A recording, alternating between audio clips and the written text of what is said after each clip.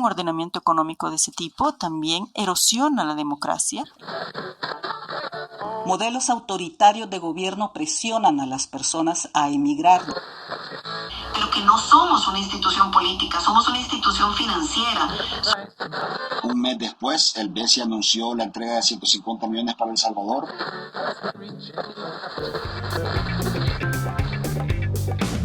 Es viernes y la RR lo sabe. El podcast de Redacción Regional para analizar los hechos noticiosos más relevantes para Mesoamérica.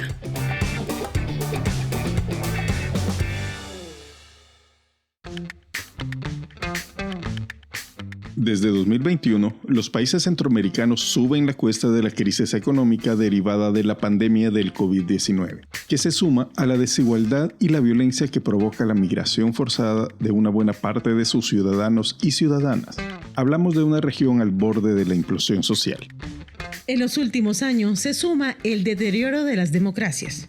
Y en este episodio nos preguntamos si existe una relación evidente entre la calidad de la democracia y el desempeño económico de los países, en específico de los de nuestra región. Hemos recurrido a voces expertas para hacer las cuentas y un balance sobre el efecto de la deriva autoritaria en las economías en esta parte del mundo.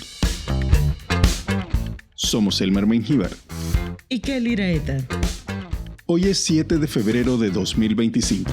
Es viernes y la RR lo sabe.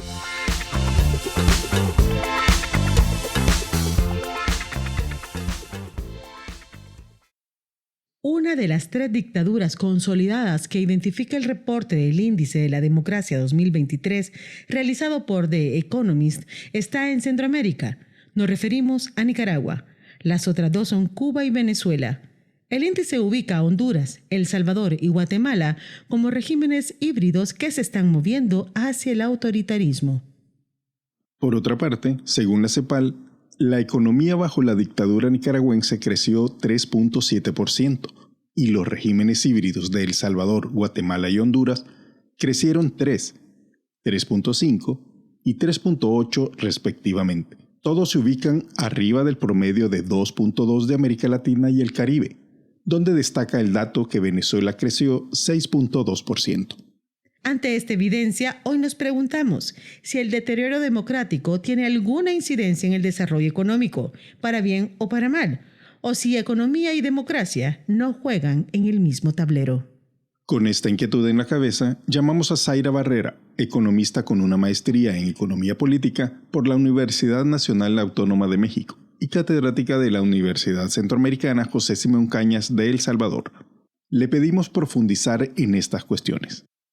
Yo diría que la relación entre la calidad de la democracia y el desempeño económico debemos mirarlo en ambas direcciones, es decir, analizar la influencia desde la democracia hacia el desempeño económico y también la influencia desde el desempeño económico hacia la calidad de la democracia. En el primero de los casos, lo que muestra las estadísticas macroeconómicas de los países de la región es que el crecimiento económico puede ocurrir en países donde la calidad de la democracia es más alta, como en Costa Rica, por ejemplo, y puede ocurrir también en países cuya calidad de la democracia es más cuestionada. Y en esto es importante tener en cuenta que nos movemos en el marco del capitalismo global y del capitalismo regional. Quienes hacen negocios, quienes lideran la vida económica porque poseen capital y porque poseen la posibilidad de invertir y con ello generar empleos, impuestos, etc., no necesariamente verán amenazada la posibilidad de hacer negocios ante un escenario de erosión de la democracia. En ese sentido, si hablamos de desempeño económico entendido como crecimiento económico, estabilidad macroeconómica, tasa de inflación controlada, un porcentaje de deuda pública sobre el Producto Interno Bruto que sea manejable, unos procesos de inversión pública, privada o inversión extranjera más dinámicos, esos procesos no necesariamente se van a detener si se erosiona la democracia. Ahora bien, si se mira desde el otro lado, es decir, desde la influencia del desempeño económico hacia la calidad de la democracia, lo que se puede señalar es que el desempeño económico que profundiza las desigualdades, como por ejemplo me parece lo que está ocurriendo en estos momentos en la región centroamericana, es decir, viéndolo desde el primer momento, desde el primer camino que les señalaba, si lo vemos desde la erosión de la calidad de la democracia hacia el desempeño económico, a nivel macroeconómico no necesariamente se verifica una debacle, en todos los países al menos, pero sí que se han señalado procesos de freno en la lucha contra la pobreza. En algunos países ha incrementado la pobreza y la desigualdad. Entonces, una democracia erosionada hace que el desempeño económico, aunque a nivel macro no sea muy distinto, por ejemplo, a nivel de redistribución sí que marca diferencias. Y un desempeño económico que profundiza las desigualdades, que erosiona la capacidad financiera e institucional del Estado para satisfacer las necesidades de las personas que se encuentran en los percentiles más bajos del ingreso, un desempeño económico que polariza aún más la riqueza y la deposita en manos de cada vez menos personas, es decir, una oligarquía económica. Un ordenamiento económico de ese tipo también erosiona la democracia en el sentido de que se pierde la confianza en instituciones públicas, en el papel del Estado como instancia de protección de derechos, de tutela de derechos, en los partidos políticos y por tanto socava la democracia. Entonces, yo diría que esas dos vías de análisis es importante considerarlas para dimensionar lo que está pasando en los diferentes países de la región y además eso amerita, aparte de una visión regional, un análisis más pormenorizado en cada uno de los casos de los países.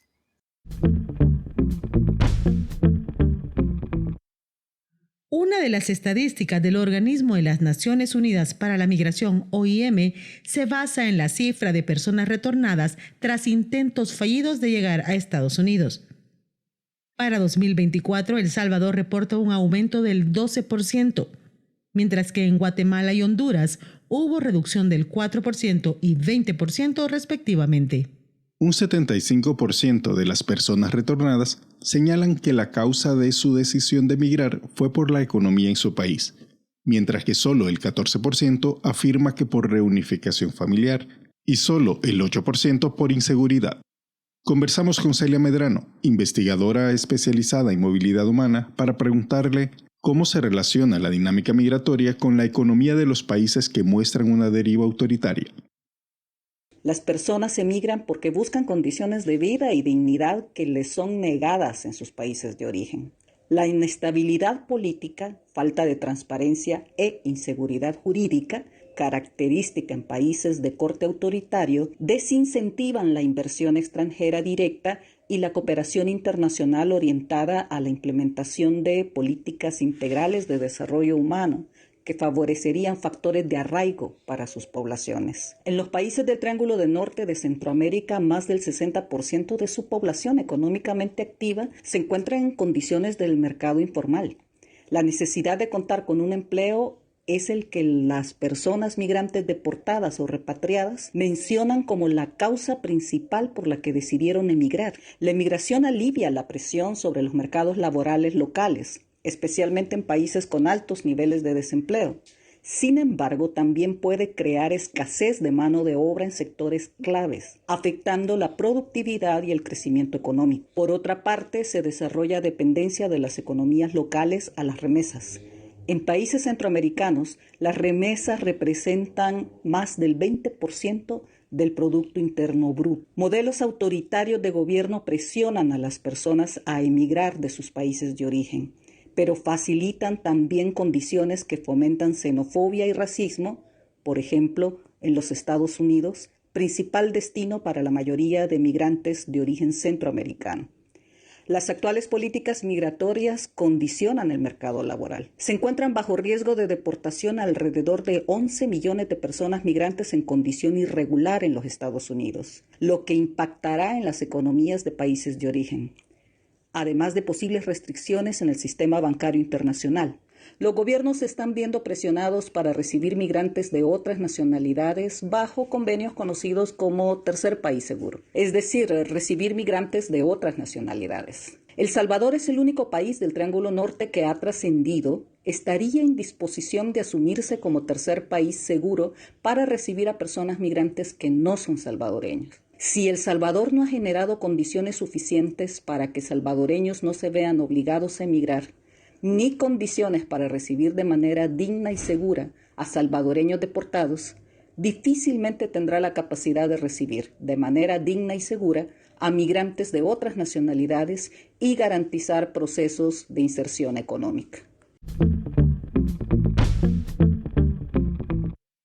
Ahora bien, podría creerse que en un país en donde no hay una democracia plena tampoco habría financiamientos para el desarrollo económico. Sin embargo, en esta región, el Banco Centroamericano de Integración Económica, BCIE, se ha convertido en la fuente principal de préstamos millonarios para países como Nicaragua, El Salvador y Honduras. Una entrega especial de Redacción Regional reveló que el BCIE ha sido criticado por entregar miles de millones de dólares a los regímenes autoritarios de los Ortega Murillo, de Nayib Bukele y en su momento de Juan Orlando Hernández. Tengo una lectura muy crítica de las cosas que hemos estado haciendo hacia atrás, con el espíritu de poderlo mejorar y de poderlo fortalecer. Sí es cierto, es un hecho que nosotros tenemos en este momento un nivel mayor de concentración de la cartera, específicamente siendo El Salvador y Nicaragua los países que más reciben fondos nuestros, y que mi objetivo es que tengamos una cartera más diversificada. Entonces, más allá de poder dar explicaciones, porque para eso estaría, pues yo creo que el expresidente del banco pudiendo explicar un poco las razones por las que se dio esta concentración de la cartera, yo sí tengo un compromiso, no solamente con los países centroamericanos, sino con todos los 15 países miembros, de que vamos a buscar una mayor diversificación de nuestra... Pero que no somos una institución política, somos una institución financiera, somos un brazo para ofrecer el capital que la región necesita para poder desarrollarse económicamente, socialmente y ambientalmente. O sea que todos los tres elementos son importantes. Y yo creo que ahí es donde nosotros tenemos que ubicarnos, en esa posición de ser ese catalizador del desarrollo sostenible de Centroamérica, más allá de las coyunturas, de lo que está pasando políticamente. Esas fueron algunas de las declaraciones que Gisela Sánchez, presidenta ejecutiva del BCIE, dio a Redacción Regional en marzo de 2024, a pocos meses de haber asumido como la primer mujer a la cabeza de esa institución financiera. Hablamos con Daniel Valencia, periodista y director de Redacción Regional, quien fue parte del equipo que realizó el reportaje, para preguntarle si para esta multilateral financiera una democracia saludable es o no un requisito para obtener un préstamo. La verdad es que la respuesta a esa pregunta es bastante sencilla.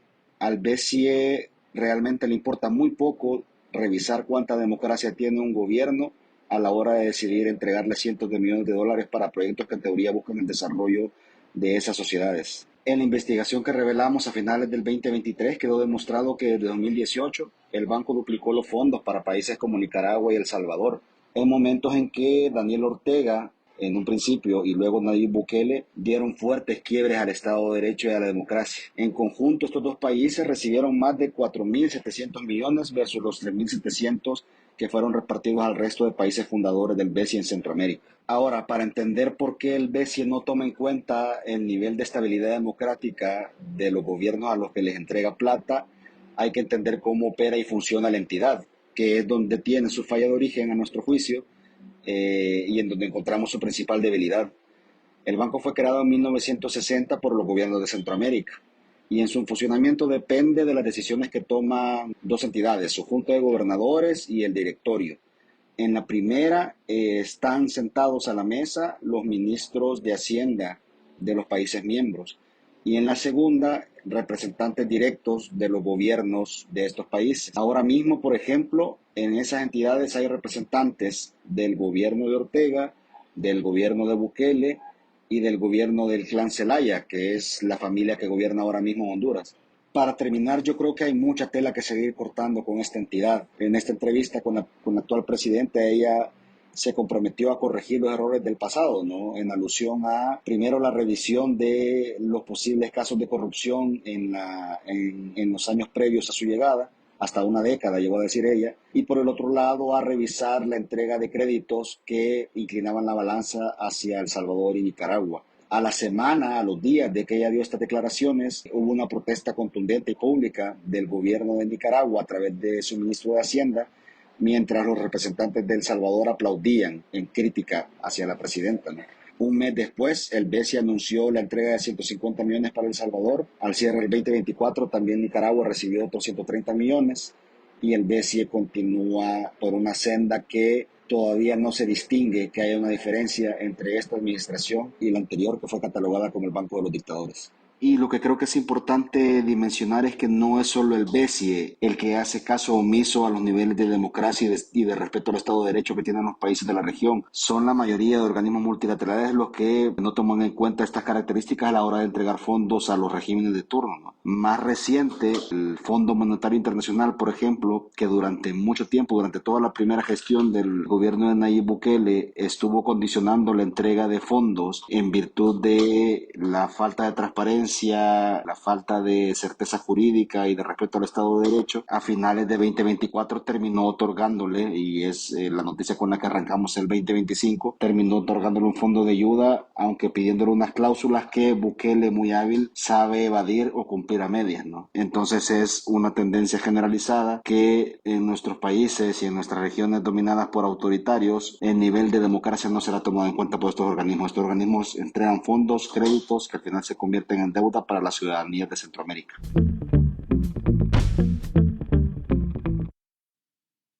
Hasta aquí el episodio de La RR lo sabe de este viernes, que fue posible gracias a la colaboración de Zaira Barrera, Celia Medrano y Daniel Valencia. Con este episodio cerramos nuestra primera temporada de lanzamiento. Nos interesa tu opinión y puedes compartirla en nuestras redes sociales o escribirnos a rrpodcast@redaccionregional.com. Si te gusta este podcast, recomendalo y suscríbete a nuestro canal para recibir alerta de nuestras publicaciones en tu plataforma preferida. También te invitamos a entrar a redaccionregional.com para leer las publicaciones periodísticas que fundamentan nuestros episodios.